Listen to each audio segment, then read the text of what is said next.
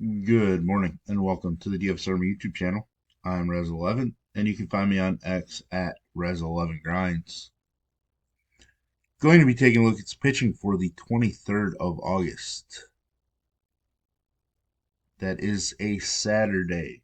We do have really spread out day. Just two games on the early. Just going to touch on it super quick. 9 games on the main slate.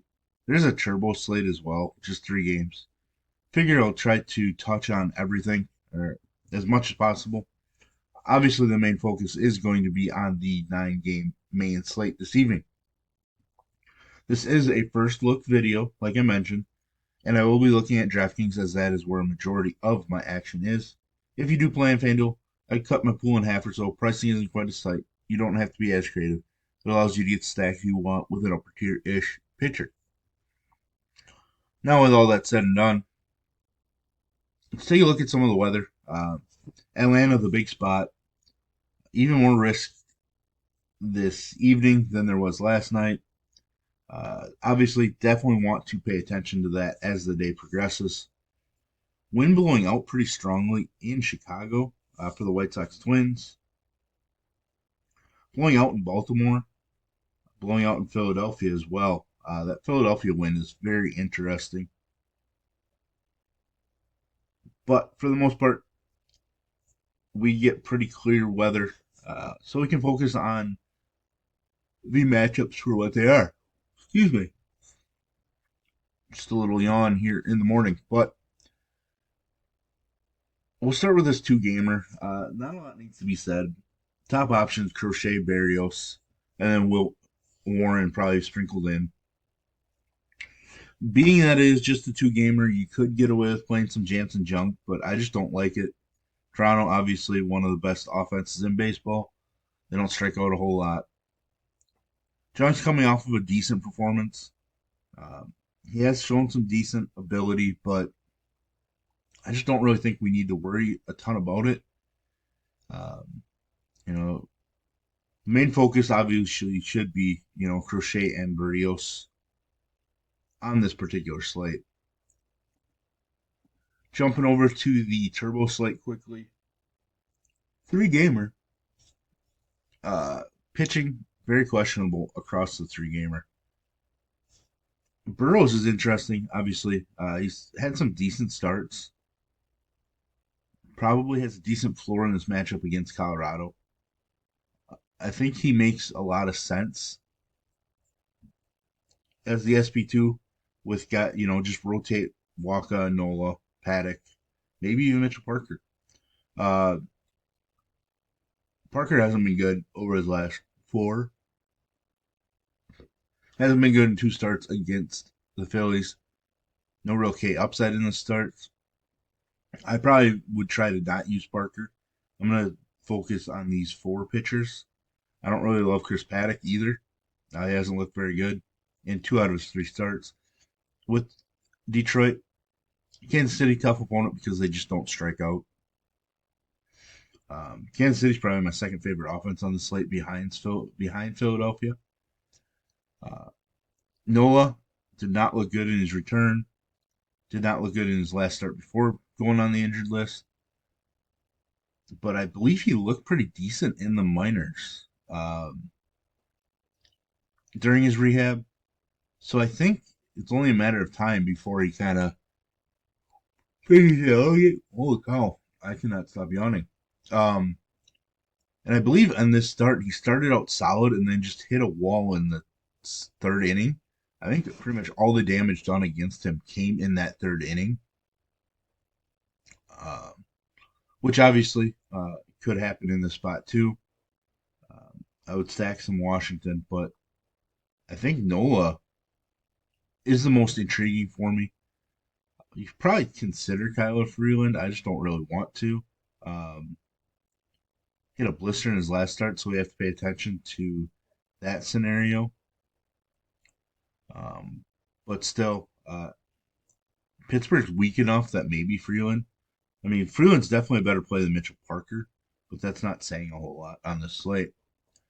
All right, switching over to the main slate. 9 gamer. Houston, Baltimore. Dean Kramer. coming off of an elite start against this Houston squad, with strong start before that as well. He's been phenomenal at home this season. Generally not a huge K guy, but absolutely dominated Houston. I think he's got to be in play. I do like some Houston bats, the way they're starting to swing it again. But I think Dean Kramer at home is a very viable option. Javier faced Baltimore last time out. Left early for some reason. He got sick during the game. That's right. Uh, After making a season debut, we could see him kind of on a pitch count here. Obviously, he didn't get to be stretched out as much. Threw 85 in the first start in his return, but then dropping down to 50. You could see him somewhere in the 70s. So for that reason, I might end up passing on him, but I know I played him in this start. So it is a matchup that I think favors him a little bit, but I am a little worried on the pitch count. Logan Allen, Jack Leiter in this next one. Logan Allen, somebody I'm just not using right now, especially on a 9 game slate. He's not terrible. Texas not the greatest against left-handed pitching, especially if like Semien stayed out. Um, if Adalis doesn't get activated, I think I saw something where Adalis Garcia could be activated this weekend at some point.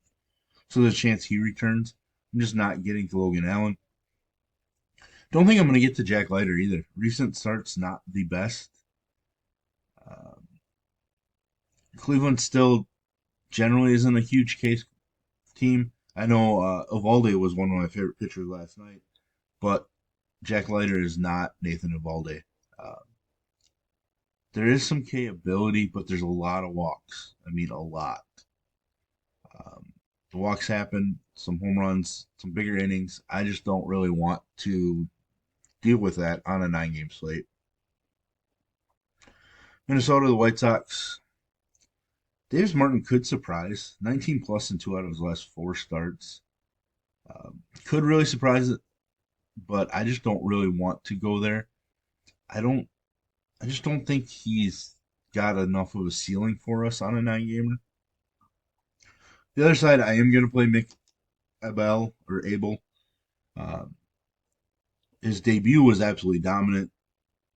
The last 2 starts in the major leagues, not dominant. Can have a home run issue. 7 home runs allowed over his last 4 major league starts. Acquired by the Twins at the trade deadline. Uh, Made 3 starts with AAA in the Minnesota organization. It was absolutely dominant. Um, I am going to rely on Abel a little bit, and that his prospect pedigree shows up in this matchup. San Francisco, Milwaukee, 2 of the best pitchers, 2 guys that we definitely want to use. Logan Webb's been over 31 fantasy points in 2 out of his last 3 starts. Milwaukee, he did dominate them earlier. Milwaukee is a tougher opponent for him, just because they're so patient, etc. But still, I think Logan Webb's an excellent option. And Freddie Peralta on the other side, I think, is a stronger option. 22 plus in 4 out of his last 5 starts and 7 of his last 9. Absolutely dominant when pitching at home.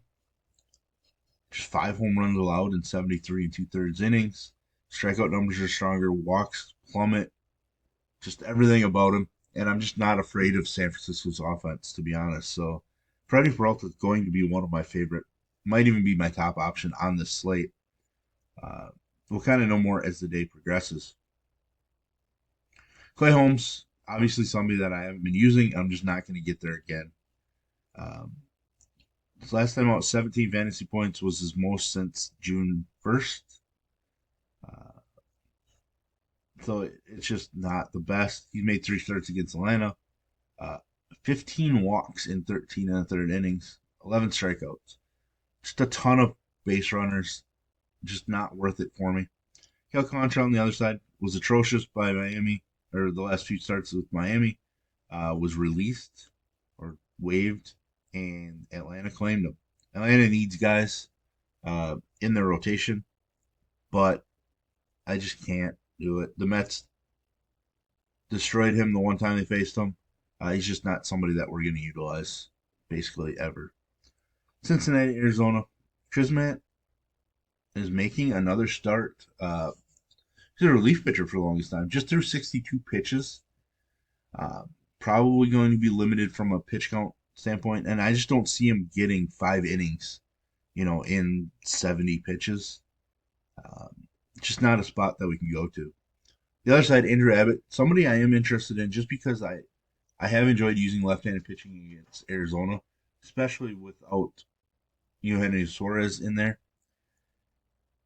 He's been even better on the road from a fantasy points perspective, walks rates plummet, etc. I think Andrew Abbott is super interesting on this slate and somebody that I plan to be fairly heavy on.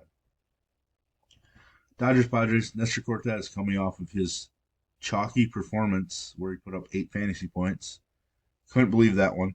He's given up 9 home runs in 5 starts, just a huge home run rate. And now he's taking on a Dodgers squad that have plenty of power. He's been decent in San Diego, but I'm just not playing Nestor Cortez. Tyler Glasnow made his last start against the San Diego squad. Was pretty solid. Um, just 19 fantasy points, but 8 strikeouts in 5 innings.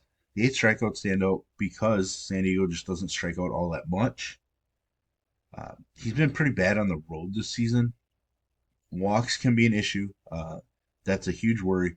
But the ceiling is so strong that we have to include him in our runs.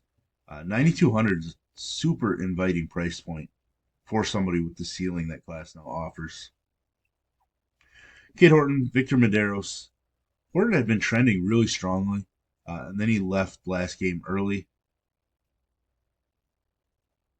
due to a blister. We'll have to pay attention to news and updates. Blisters generally don't just go away in 4 or 5 days. So we are going to have to pay attention. If it's said that everything is perfectly fine, I don't mind him for GPP purposes. He had been throwing the ball really, really well, coming off of back-to-back super strong starts. Second one being against an elite Toronto team, where he struck out 8, which I think was a career high. Yeah, career high. So recent trends were great. We'll have to pay attention. As of right now, I'm planning on playing him unless I hear differently about his blister.